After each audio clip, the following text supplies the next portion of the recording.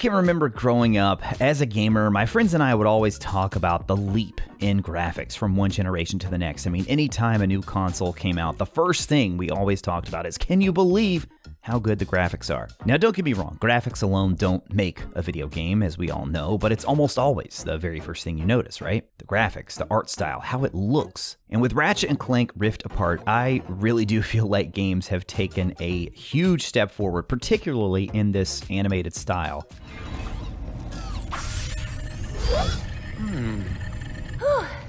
Safe for now.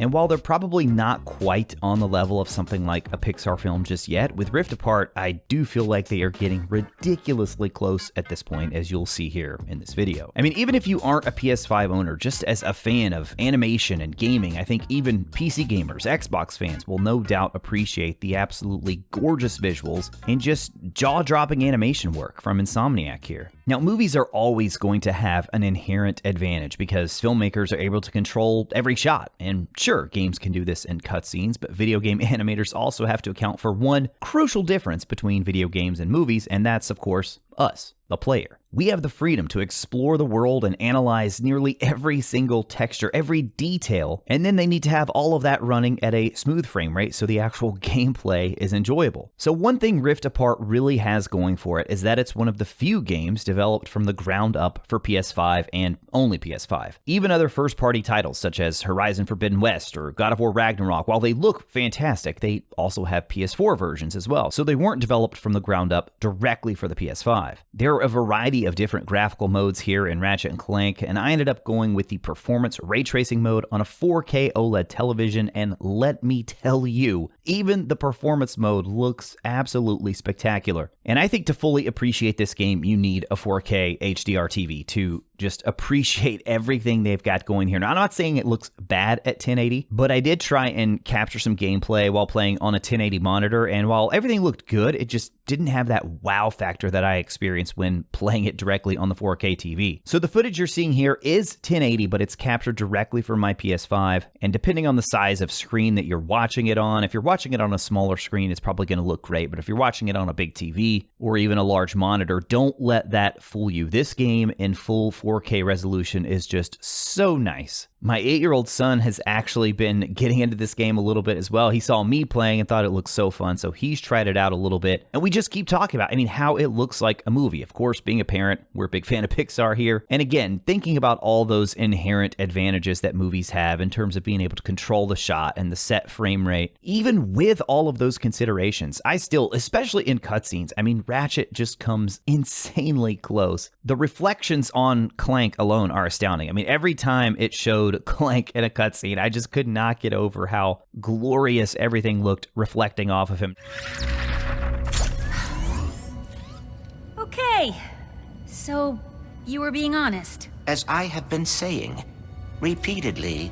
Now, I'm not a super technical guy. I don't know all the bells and whistles and what's truly going on here, but I assume it is incredibly difficult to do. I know Digital Foundry has done a full breakdown on all the graphical modes, so if you really want to get into the nitty-gritty there with all the graphics, highly recommend their stuff. As far as the frame rate goes, for me, personally, I found it to be a very smooth experience with only the occasional slowdown, and that came during some late game sections that were really kind of intense sections of gameplay, but I would say 95% of the time, the game felt very smooth to me, and again, I was playing on the performance ray tracing mode. So I think it's pretty clear that for me, the graphics are just absolutely phenomenal. But is Rift Apart purely a visual showcase, or is there more here to make this title worth your time? So I just recently finished up my first playthrough of the game and actually even decided to go for the Platinum Trophy and enjoyed every minute of it. I thought it was fantastic throughout. I have to say one of the common criticisms that I've seen and kind of read online for Rift Apart is that it's just too short. And that makes me a little afraid to admit that I beat the game over the course of about 4 months. Now, before you immediately click away from the video and say this guy is the worst gamer I've ever seen or heard of, it wasn't 4 months of consistent play. Typically, it was an hour or two here and there when I had time between being a dad, husband, working my full-time job, and of course, working on this YouTube channel. And as a kid or a teenager even, I probably would have totally just flew through this game and been like, oh, that was too short, and honestly may have even forgotten it a lot faster. But the older I've gotten, and just given the fact that I have less time to really put into those long gaming sessions,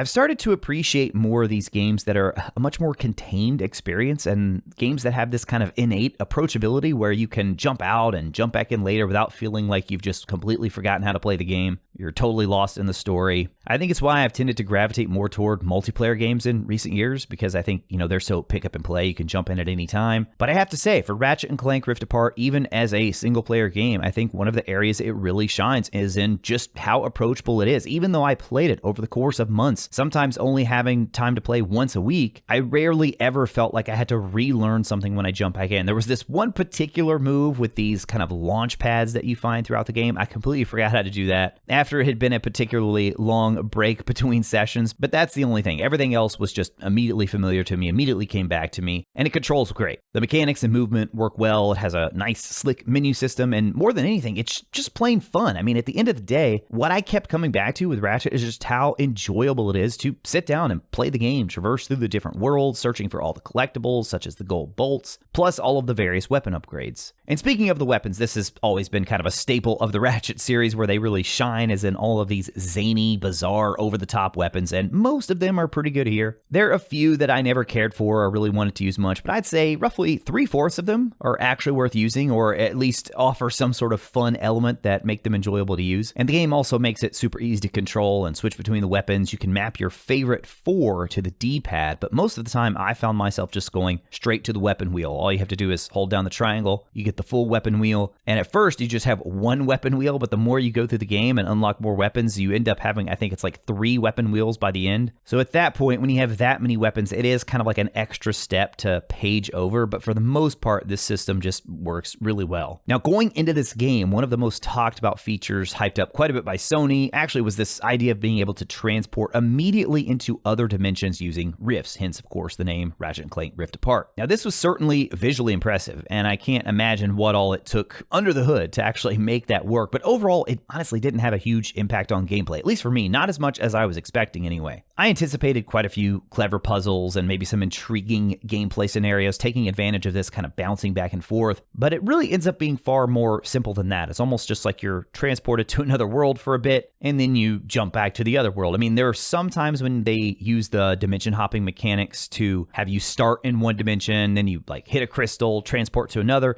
then you can reach an area that you couldn't in the other dimension, then you progress there, hit a crystal, then you're back in the other dimension, that sort of thing, things that we've seen before. Now, to be fair, there are some of the more fast-paced sections with dimension hopping that I won't spoil here. I'm not even going to show them because those are just absolutely stunning visual. I mean, it's a visual treat to see those, but gameplay-wise, it kind of just left me wanting a bit more in that regard. There are also a couple of different puzzle-type sections throughout the game. One features a little nanosystems IT bot named Glitch, and another featuring Clank. Now, for the glitch sections, I just did not care much for these at all. There's nothing really bad about them. They're just not as fun as the core game and nothing really innovative about them. I get they're kind of intended to be a change of pace, but it really just didn't work for me. The Clank puzzle sections, on the other hand, though, were great. I found these often struck that perfect balance between just challenging enough to get you to have to think a little bit, but not so incredibly difficult that you're just frustrated and want to put the game down. Now, one of my favorite sections of the game are these little challenges that you unlock. They take place in a battle arena on what I think is the Skarstu debris field area. These were pretty enjoyable, and some of them are actually quite challenging and even required me several attempts to beat. They really force you to kind of stay on your toes during combat and to take advantage of all the different evasion mechanics that you have in this game to really,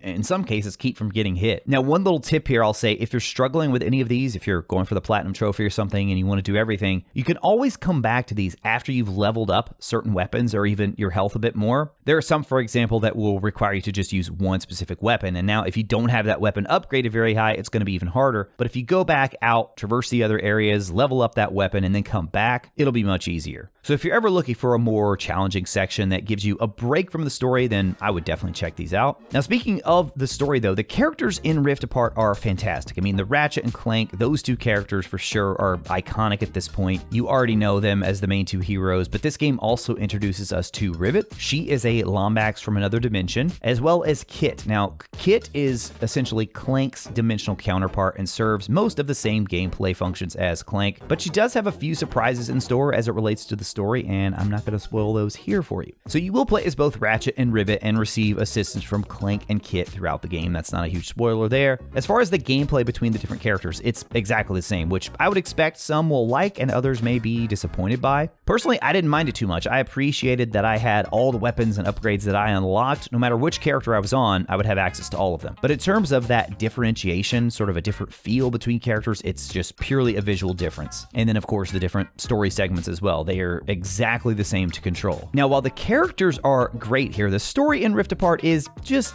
kind of there, really. I mean, it's not as basic as something like, I don't know, the 3D Mario games, but it's pretty close to that level. And honestly, does Ratchet and Clank need to have some amazing, incredible story? No, I don't think so. They could honestly stick with the exact same formula they've been using and be fine. But if there was an area they could look to improve, I would certainly add a better story to the list. We were talking about Pixar a bit in the beginning, and so while the game visually is getting pretty close, from a story standpoint is far short of what you're going to find in even Pixar's weaker stories. And as I was kind of writing this video, I think this is also an area where the industry as a whole could improve. I mean, if you think about most of the amazing video game stories that come to mind, I don't know, maybe it's just because I'm older, but the ones that come to mind for me are more mature titles. There's like Red Dead Redemption, Persona, The Last of Us. There are so many of those to count. I mean, too many to count when it comes to more adult games, but I'd love to see some developers really put some effort behind making a top-notch Pixar-level story from a more family-friendly game series, such as Ratchet. I mean, I'm trying to sit here right now and think of some good examples of a family-friendly game with a great story, and honestly, I'm struggling. Most of the great family-friendly games are purely focused on gameplay. I mean, maybe something like Undertale? If you guys can think of any, let me know in the comments. I'd love to check them out with my sons. So for me, Ratchet and Clank is one of those games I'd be fine playing once or twice every new console generation. Updated visuals, updated weapons, a new story. The core mechanics, they're just simply that good. They're plain fun. And as games continue to just grow bigger and bigger and bigger and layer on all these complex systems, don't get me wrong, I love some of that stuff, but at the end of the day, it's kind of a good reminder to come back to just a traditional, old school video game. And even though Ratchet is 3D and didn't come around until the PS2 era, I still think of it as kind of an old school game at this point. Now, I do also have to admit, there's part of me that wonders if Insomniac really wanted to take things to the next level with Ratchet. Like if they said, hey, let's really level this up and go all out, there's nothing wrong with playing it safe. Don't get me wrong. I mean, most reviewers loved Rift Apart. It sold well, especially for a new system. I personally enjoyed it immensely. All that being said, it's a series that would no doubt benefit from a full open world treatment. It really would. Even more insane weapons, more collectibles, and even though it wouldn't be at the top of my list, I would at least like to see them attempt a more fleshed out story, because again, the characters themselves are actually quite good. So is Ratchet and Clank worth your time? Absolutely. If you're a fan of third-person shooters, action in a family-friendly setting with lovable characters, I highly recommend it. Now, if you'd like to see a more extensive list of PS5 games I'd recommend for families and kids, check out the video on the right side of your screen now. As always, thank you all so much for watching. I'll talk to you again soon.